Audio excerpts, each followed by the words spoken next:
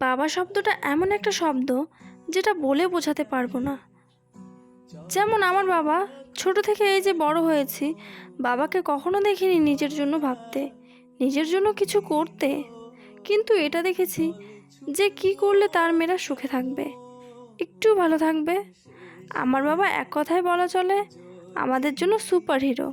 তিনি সব কিছু করেছেন আমাদের জন্য। যেমন এই যে আমরা 4 বোন, আমাদের কোনো ভাই নেই, কিন্তু তাতে আমার বাবার কোনো আক্ষেপ নেই।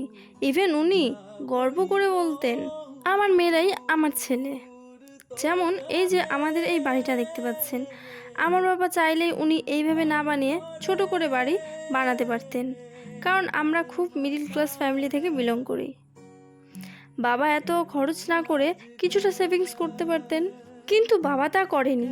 কিন্তু মা বাবাকে অনেক বোঝাতেন বেশি টাকা খরচ না করে কিছু সেভিংস করতে, কারণ আমরা তো 4 বোন, সেই তো বিয়ে করে পরের ঘরে চলে যাব, পরে তো ঘর ফাঁকা পড়ে থাকবে।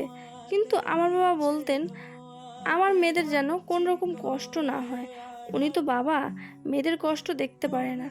কিন্তু বিধাতায় যে অন্য কিছু লেখা আছে এটা কে জানতো?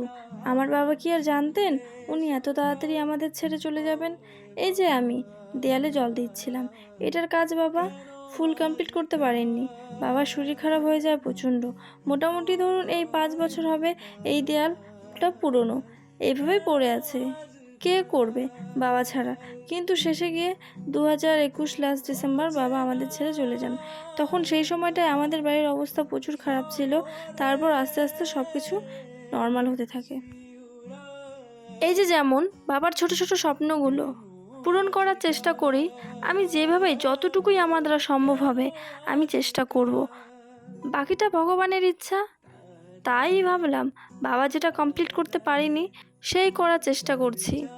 বাবা সুস্থ থাকলে হয়তো এতদিন সময় লাগতো না, তার আগেই কমপ্লিট হয়ে যেত।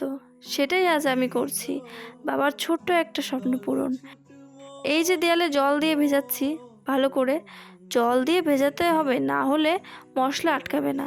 গতকাল আগে দেয়ালগুলো পরিষ্কার করেছি, কারণ অনেক দিন হয়ে গেছে দেয়ালগুলোতে শ্যাওলা ধরে গেছিলো, সেগুলো ব্রাশ দিয়ে পরিষ্কার করেছিলাম। কারণ আগের দিন মিস্ত্রি এসে বলে গিয়েছিল, তাই এইগুলো সব আগে থেকে রেডি করে রেখেছি।